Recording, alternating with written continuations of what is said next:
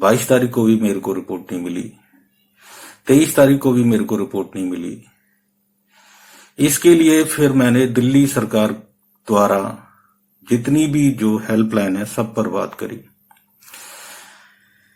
सब हेल्पलाइन एक दूसरे का नंबर दे देती हैं। एक हेल्पलाइन पे बात करो वो दूसरे हेल्पलाइन का नंबर दे देती है, दूसरी पे बात करो तीसरे का देती है, चौथी का दे देती है। उनके पास कोई इंफॉर्मेशन नहीं है।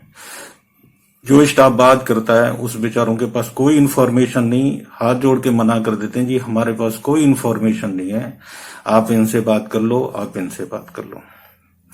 इस बाबत उन्होंने मेरे को एक नंबर दिया, राजीव रंजन, डॉक्टर राजीव रंजन का। उस पर बात की, कोई रिप्लाई नहीं, कोई बात नहीं हुई। एक डॉक्टर बीना का नंबर दिया गया, उस पर बात हुई, उसने भी यही बात की जी हमारे पास कोई इंफॉर्मेशन नहीं है, आप जो है ना सादरा में बात कर लीजिए। सादरा में बात की तो उन्होंने एक जो है ना डॉक्टर सुशांत नायक का नंबर दिया, उनका भी स्विच ऑफ था। फिर एक हेल्पलाइन नंबर पे और बात की, उन्होंने एक रामचरण का नंबर दिया, उसका भी मोबाइल बंद था। ऐसे करके कुल मिला के 4-5 हेल्पलाइन और 4-5 उनको दिए हुए, उन्होंने जो जिन डेजिग्नेशन का नंबर दिया, जिस सुपरवाइजर का नंबर दिया, उन्होंने ज्यादातर ने तो नंबर उठाए नहीं, कुछ के बंद थे, कुछ से बात हुई तो उनके पास भी कोई इंफॉर्मेशन नहीं थी। मैंने दिल्ली के स्वास्थ्य मंत्री माननीय सत्येंद्र जैन साहब को भी उनके नंबर पर व्हाट्सएप किया, मैसेज किया, फोन किया। तीनों में से किसी का भी कोई रिप्लाई मुझे नहीं मिला। मैंने दिल्ली के सीएम को, उनके ऑफिस को ऑफिशियल मेल पे मेल करा, वहां से भी सिर्फ इतना सा जवाब आया कि जी आपकी मेल मिल गई है और एप्रोप्रिएट कोई एक्शन लिया जा रहा है। अब आज 24 तारीख हो गई है, कम से कम लगभग 120 घंटे बीत चुके हैं 20 तारीख से लेके, पर मेरे को मेरी आरटीपीसीआर सैंपल रिपोर्ट नहीं प्राप्त हुई है। ऐसे तो लोग कोविड की बीमारी संक्रमण होके तो मर ही रहे हैं, इस सिस्टम की वजह से भी बहुत सारे लोगों को मार दिया जा रहा है। हम कौन से भारत देश में रहने लगे हैं? ये तो हमारी दिल्ली का हाल है। आंकड़े बचाने के लिए, छिपाने के लिए आपसे निवेदन है, लोगों को मत मारिए, इस जनता को मत मारिए, इनकी हत्या मत करिए। आपको जो काम करना है टाइम से करना है करिए। अगर आपने हेल्पलाइन बनाई है तो हेल्पलाइन पे कोई जवाब मिलना चाहिए, कोई मदद मिलनी चाहिए। किस मोड़ पर लाके खड़ा कर दिया जनता को।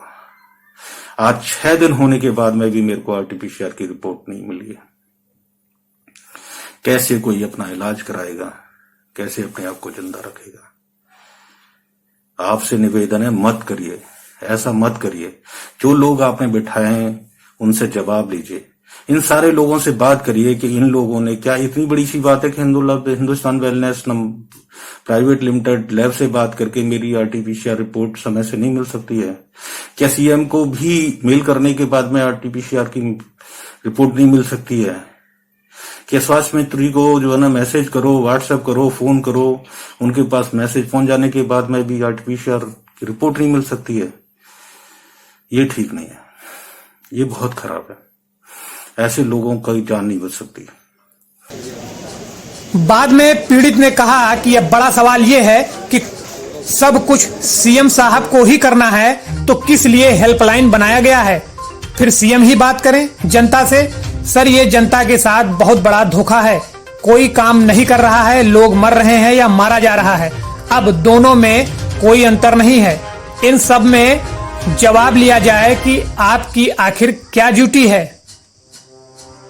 यहां तक कि सत्येंद्र जैन स्वास्थ्य मंत्री को भी इन्होंने लिखा कि किसी से कोई मदद नहीं है, कोई रिप्लाई नहीं है। क्या ये इतना बड़ा काम है सुरेश जी? फिलहाल इनके दावों के मुताबिक सरकार का सिस्टम फेल हो चुका है और जितने भी सरकारी हेल्पलाइन नंबर हैं और सरकारी मदद है वो बिल्कुल भी सही तरीके से काम नहीं कर रहे हैं, ऐसा कहना है पीड़ित सुरेश चंद्रा का। गाजियाबाद वैशाली से निगाहें इंडिया न्यूज ब्यूरो।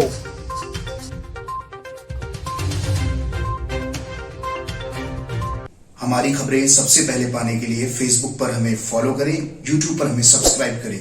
देखते रहिए निगाहें इंडिया न्यूज, हर खबर पर पैनी नजर।